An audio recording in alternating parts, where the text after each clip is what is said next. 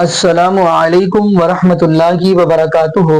اعوذ باللہ من الشیطان الرجیم، بسم اللہ الرحمن الرحیم۔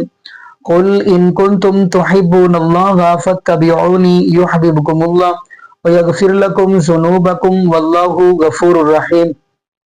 جی ناظرین، آج ہم جس حوالہ سے گفتگو کرنے جا رہے ہیں، میں زیادہ لمبی چوڑی بات تو نہیں کروں گا، لیکن یہاں پہ چند جملے بولتا چلوں کہ آپ کو پتہ ہے پچھلے چند دن قبل ریحان طارق صاحب جو اینکر ہیں، انہوں نے انٹرویو کیا تھا مفتی حنیف قریشی صاحب کا۔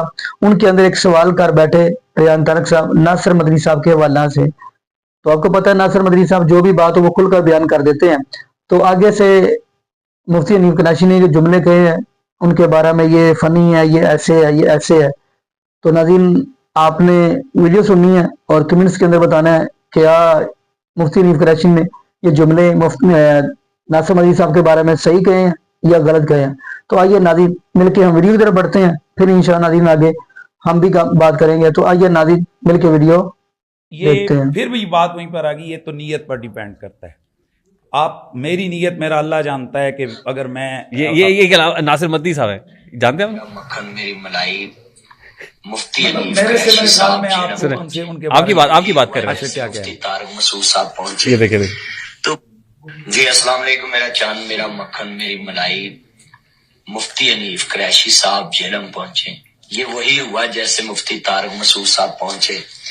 تو بھائی مناظرہ تو ہوتا ہے دونوں پارٹیوں میں، جناب اعلیٰ شرائط طے ہوتی ہیں، پھر دونوں فریقین تیار ہوتے ہیں کہ میں مناظرہ کروں گا، دوسرا کہتا ہے میں اس کا جواب مناظر ہوں گا۔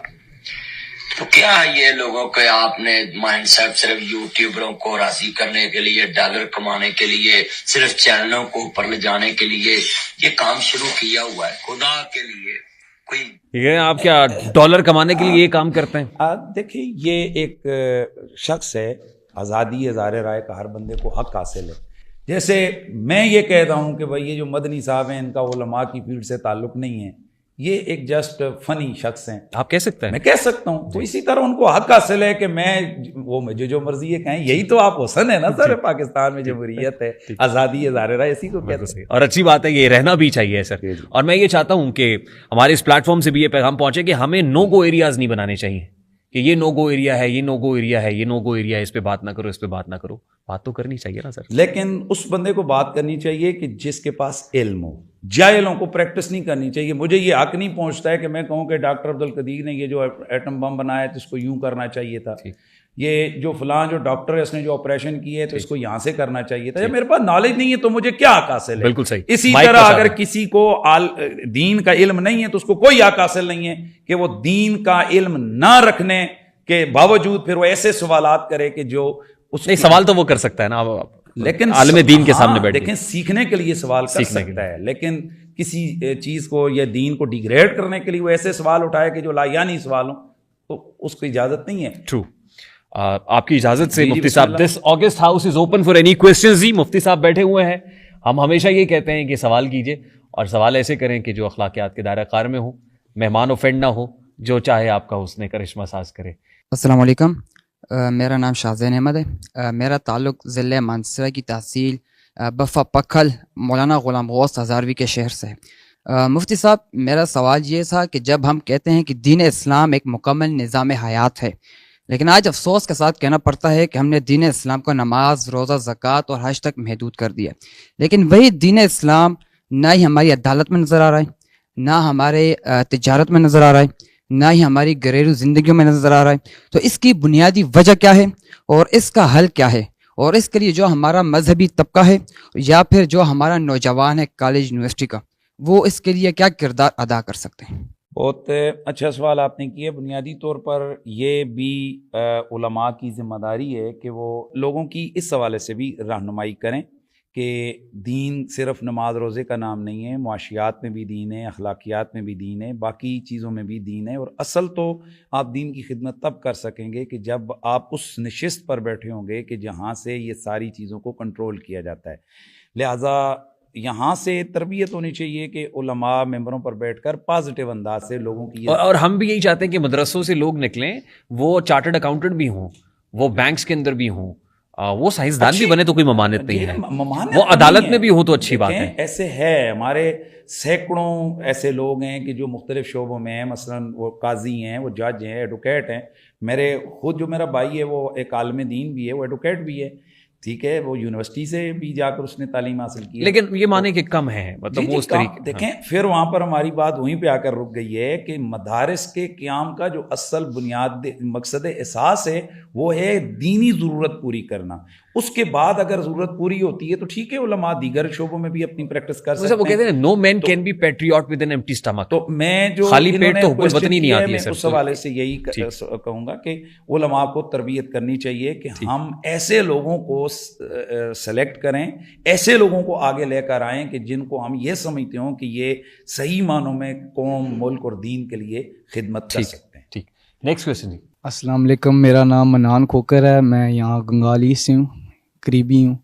تو میرا مفتی صاحب سے یہی سوال ہے کہ آج کل کی یوتھ کے بارے میں یہ کوئی پیغام دینا چاہیں گے, کیونکہ یوتھ جو سوشل میڈیا پہ لگی ہوئی ہے, نوجوان لڑکیاں, نوجوان لڑکے, ان کے بارے میں کیا پیغام ہے؟ علماء ان کے بارے میں کوئی ایسی بات نہیں نکلی جو ان کے بارے میں بتائی گئی ہوگی, یہ کریں یا نہ کریں. ٹھیک.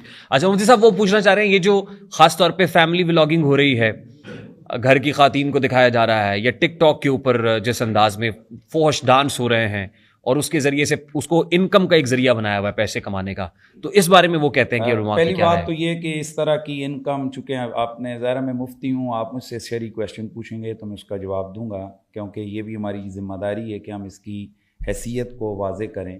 ایسی کمائی بالکل حرام ہے کہ جس کی بنیاد خلاف شریعت امر ہو.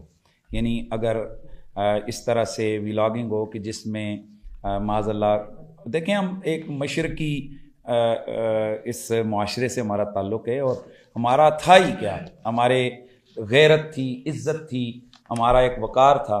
تو اللہ جو ہے نا وہ برا کرے ہمارے اس سوشل میڈیا کا اور ایسی جناب ویب سائٹس کا, کہ جن کی وجہ سے وہ چیز کہ جس کے لیے ہمارے گھروں میں پردے لٹکتے تھے, پردے کا تھا ہے کہ یار گھر کے آگے یا کھڑکی کے آگے پردہ ہے, تو اب اس کے بعد کیا ضرورت ہے گھروں کے پردے لگانے کی؟ باقی اب پیچھے رہ کیا گیا ہے, وہ خاص لمحات رہ گئے ہیں کہ جو ایک خاص ٹائم کے لیے, وہ بھی مجھے لگ رہا ہے کہ جس طرح سے یہ بدتمیزی کا طوفان چل رہا ہے جی سلولی گریجولی ہونا شروع ہو گیا ہے سر, اس طرف جا رہا ہے معاملہ. تو اس حوالے سے میں اپنے تمام سننے والے ینگسٹر سے یہی کہوں گا کہ آپ چند اوباش قسم کے لوگوں کو, یہ چند لوگ جو کہ ایک اپنی بیہودہ حرکتوں کی وجہ سے وہ ایک ٹرینڈ میں آ گئے ہیں, تو ان کو اپنا رول ماڈل نہ بنائیں. آپ ان لوگوں کو اپنا رول ماڈل بنائیں کہ جو معاشرے کے لیے, ملک کے لیے, ملت کے لیے بہترین کردار ادا. اچھا مفتی صاحب, آپ ٹک ٹاک پہ ہیں؟ میں ٹک ٹاک سے اگر آپ کی مراد ہے تو اس میں میری آئی ڈی بالکل بنی ہوئی ہے, ہمارے کلپس وغیرہ اپلوڈ وہاں کیے جاتے ہیں. ٹھیک, یہ ہوتے ہیں نا کلپ, میں یہی چاہتا ہوں کہ آپ کو ہونا چاہیے وہاں پہ, جی اس طرح کا کانٹینٹ بھی ہونا چاہیے وہاں پہ. مجھے میں اپنی آئی ڈی سے کچھ سوال و جواب لے کر میں آیا تھا, اس کو بڑا اپریشیٹ کیا گیا کہ ماشاءاللہ کافی سارے لوگ لائے. میں یہاں پہ جتنے خاص طور پہ اسٹوڈنٹ بیٹھے ہوئے ہیں, میں ان کو بھی کہوں گا کہ ان کو بھی ٹک ٹاک پہ ہونا چاہیے. ٹک ٹاک بحیثیت پلیٹ فارم کو بری چیز نہیں ہے. صحیح. ٹک ٹاک دیکھیے, کانٹینٹ کریٹر زیادہ ہیں, کم ہیں, کانٹینٹ کنزیومر زیادہ ہیں. کریٹرز جو ہیں ہم ان کو انگلیوں پہ گن سکتے ہیں کتنے ہیں, کنزیومر 25 کروڑ ہیں. تو اگر ظاہر ہے باہر بیٹھ کے ہم برا بھلا کہتے رہیں گے ان کریٹرز کو جو اچھا کام نہیں کریں, تو ہم خود اچھا کانٹینٹ کریٹ کرنا شروع کر دیں. چہروں پہ مسکراہٹیں آئی ہیں ویسے اسٹوڈنٹس کے کہ شاید مفتی صاحب اجازت دے دیں گے ٹک ٹاک بنانے کی. جی سر, نیکسٹ کوسچن. السلام علیکم ورحمۃ اللہ. میرا نام شیزان ہے اور میرا تعلق ایبٹ آباد سے. سر میرا تعلق کوشچن آپ سے ہے, وہ یہ کہ دوران پوڈ کاسٹ جس طرح آپ نے ایک نقطہ اٹھایا کہ ایک مدرسے کے محتمم اور اس کے سٹاف یعنی مدرسین کا لائف سٹائل مختلف ہوتا ہے, یعنی کہ ڈفرینس ہوتا ہے اس میں کافی طرح. تو اسی دوران مجھے بھی یہ ایک انٹرسٹ آیا کہ میں بھی آپ کے لائف سٹائل کے بارے میں جان سکوں. تو کوشچن آپ سے یہ ہے کہ آپ کے اور جملہ جو آپ کا سٹاف, کیمرہ مین اور باقی جو آپ کے ساتھی, آپ کے یہ پورا سٹاف, تو کیا آپ کا لائف سٹائل اور ان کا بھی سیم ہے یا اس میں بھی ڈفرینس؟ دیکھیے سیم تو کبھی بھی نہیں ہو سکتا ہے, لیکن ان سب کا لائف سٹائل ہو سکتا ہے مجھ سے بھی اچھا ہو. یہ جو ہمارے کیمرہ مین ہیں, نہ کر سو نہ کر سو. میرے پاس ایک آئی فون ہے, وہ اس نے ہمارے کیمرہ کے پاس دو آئی فون ہے. کیمرہ ان کی ریحان بھائی پھنس گئے آپ. ان کی تنخواہ ہے 70,000 60,000. آپ کی کتنی ہے بتائیں, بتانا پسند فرمائیں گے. مفتی صاحب دیکھیے بات یہ ہے کہ سب کی, یہ تو آپ ہی اس پہ بہتر کامنٹ کر سکتے ہیں, سب کی تنخواہ تو ایک جتنی نہیں ہو سکتی ہے, قطعا نہیں ہو سکتی. اور ظاہر ہے ہر ایک کو کوئی نہ کوئی ٹاسک ڈیڈیکیٹ کیا ہوا ہے, ہر ایک کا اپنی ایک رسپانسبلٹی ہے, ہر ایک اپنا ایک رول ہے, اور پھر مالک کی تقسیم ہے, یہ ڈسٹریبیوشن ہے جس کے اوپر ہم راضی ہیں. لارجر پکچر کے اندر جو محتمم والی بات کہنے کی کوشش کر رہا تھا, شاید آپ اس کو مس انٹرپریٹ کر گئے. اس کا قطعاً مقصد یہ نہیں تھا کہ محتمم کی تنخواہ زیادہ ہے اور نیچے جو ہے نا تنخواہیں کم ہے, ایسی بات نہیں ہے. جو مدرس مدرسے کا ہے جس کی تنخواہ یہاں 20 سے 25 ہزار ہے, میں ایک گریڈ 18 کا لیکچرر اس سے زیادہ پیسے کما رہا ہوتا ہوں, تو پھر آپ یہ کہیں کہ یہ ایکول کیوں نہیں ہے؟ یہ دو ٹیچرز ہیں اور دونوں ٹیچرز کی تنخواہیں ایکول کیوں نہیں ہیں؟ یہ بھی تو سوال ہو سکتا ہے نا. تو اسی لیے جو باہر سیکیورٹی گارڈ کی تنخواہ بھی مختلف ہوگی, ڈرائیور کی تنخواہ بھی مختلف ہے. تو سوسائٹی کی ڈسٹریبیوشن تو ایسے ہی ہوتی ہے. میں اینکر کے رول میں کام کر رہا ہوں تو میرا رول مختلف ہے. تو بس یہی فرق ہے, ادھر بھی فرق ہے کہ ایک آدمی وہ ہے کہ جو ایک اس کی حیثیت, اس کی ضرورت ایک ٹیچر کی جسٹ گھر کی ضرورت ہے, ایک محتمم میں اس کی ضرورتیں نہیں, لیکن حضرت محتمم کے اپنے گھر کی بات کر رہا ہوں نا. محتمم کے پاس جو ہے وہ بڑی گاڑی ہے. محتمم کی کوئی کوالیفیکیشن ہوتی ہے کہ محتمم یہ ہونا چاہیے؟ دیکھیں اس میں اس کی جس طرح آپ کی سٹرگل ہے, آپ کے ہی شعبے سے ڈگری لیے ہوئے لوگ, ان کی کیا پتا 30,000 بھی نوکری ان کی نہ لگی ہو, اور آپ لاکھوں لے رہے ہیں. اس کے پیچھے آپ کی محنت, لیکن مجھ جیسے لوگ بھی کم ہی ہے نا. 20 ہوں گے, 25 ہوں گے, 30 ہوں گے, پاکستان میں 40 ہوں گے, 50 ہوں گے, سینکڑوں ہوں گے, ہزاروں تو نہیں ہے اس طریقے سے. جی ناظرین, آپ نے یہ ویڈیو مناظر فرمائی. ناظرین اب میرا یہ سوال ہے, میں ایک طالب علم ہوں اور کافی الحمدللہ میرے دوست, میرے ساتھی حضرات میری اصلاح کرتے ہیں کمنٹس کے اندر, مجھے بڑی خوشی ہوتی ہے. تو الحمدللہ میں نے کبھی ان کے اوپر یعنی مجھے اعتراض بھی نہیں کیا. میں جب بھی میرے اوپر وہ کرتے ہیں یعنی میری اصلاح کرتے ہیں تو میں بڑے پیار محبت سے جواب دیتا ہوں. تو ناظرین میرا سیدھا سا سوال ہے, آپ کو پتہ ہے مفتی حنیف قریشی صاحب نے ساری عمر عوام الناس کو کیا سنایا, وہ آپ سرچ کر ہی سکتے ہیں. کبھی یہ کہتے رہے کہ شیخ عبد القادر جیلانی رحمۃ اللہ علیہ کے بارے میں یہ بھی قصے بیان کرتے رہے. آپ کو پتہ ہے نا کون سا قصہ, وہ اس پاک کے دھوبی والا, وہ انہوں نے بھی بیان کیا ہے. کنہوں نے؟ مفتی حنیف قریشی صاحب نے. اور ہم کیا کہتے ہیں ان کو؟ مفتی. اگر مفتی ہے تو کم سے کم اس کے اوپر تصدیق بھی تو کر سکتے ہیں. خیر اب جب سے یہ 2025 کا آخری دن چل رہے ہیں تو اب وہ جو واقعہ ہے وہ اس پاک کے دھوبی والا, وہ بھی اب انہوں نے کہہ دیا جی, ان کے اپنوں نے کہہ دیا کہ نہیں یہ من گھڑت ہے, یہ جھوٹ ہے. چلو شکر ہے یہ تو مان لیا انہوں نے کہیں شیخ عبد القادر جیلانی رحمۃ اللہ علیہ کے بارے میں بڑا کچھ یعنی بیان کر دیا. لیکن ناظرین میں یہاں پہ یہ کہتا چلوں, شیخ عبد القادر جیلانی رحمۃ اللہ کے ولی ہیں, ان کی نماز چیک کریں, وہ آپ کو نبی پاک صلی اللہ علیہ وآلہ وسلم کے طریقہ پر ہی نماز ان کی ملے گی.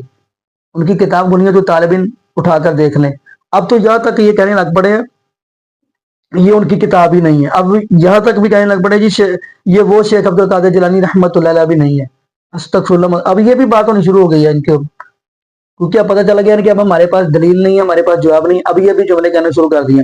تو نہیں, شیخ عبد القادر جیلانی رحمۃ اللہ علیہ اللہ کے ولی ہیں, میں ان کو اللہ کا ولی مانتا ہوں کیونکہ ان کی نماز نبی پاک صلی اللہ علیہ وآلہ وسلم کے طریقہ کے مطابق ہے. اور یہاں پہ ایک جملہ میں یہ بھی کہتا چلوں, اگر آپ ان کی کتاب بنی ہے تو طالب علم اٹھائیں گے, انہوں نے تو یہ بات کہی ہے کہ اصل اگر اہل سنت ہیں تو اہل حدیث ہیں.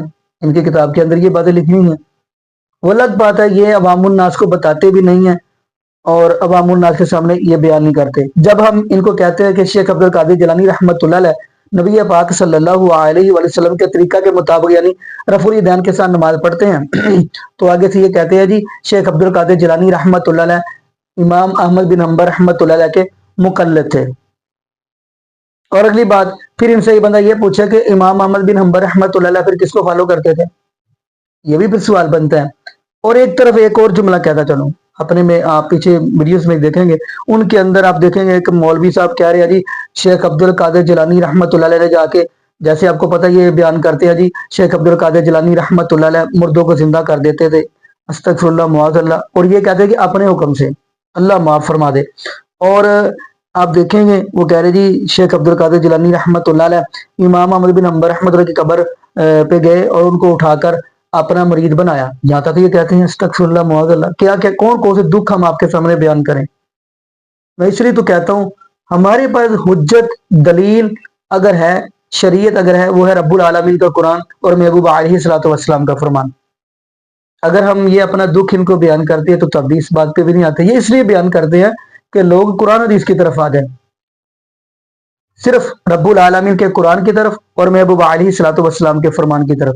बाकी नदी यहाँ पे लंबी थोड़ी गुफ्तगू करने की बजाय यहाँ पे हम दुआ ही करते हैं, अल्लाह पाक हमें नबी पाक सल्लल्लाहु अलैहि वसल्लम की शरीयत के मुताबिक जिंदगी गुजारने की सीख दे। और अल्लाह पाक हमें 5 वक्त का पक्का सच्चा नमाजी बनाए और जितने भी वे औलाद जोड़े हैं अल्लाह पाक सबको नेक नूरीना सेहत तंदुरुस्ती वाली ईमान वाली लंबी जिंदगी वाली औलाद अता फरमा दे। जज़ाकुमुल्लाहु खैरा, अहसन जज़ा। अस्सलामु अलैकुम व रहमतुल्लाहि व बरकातुहू।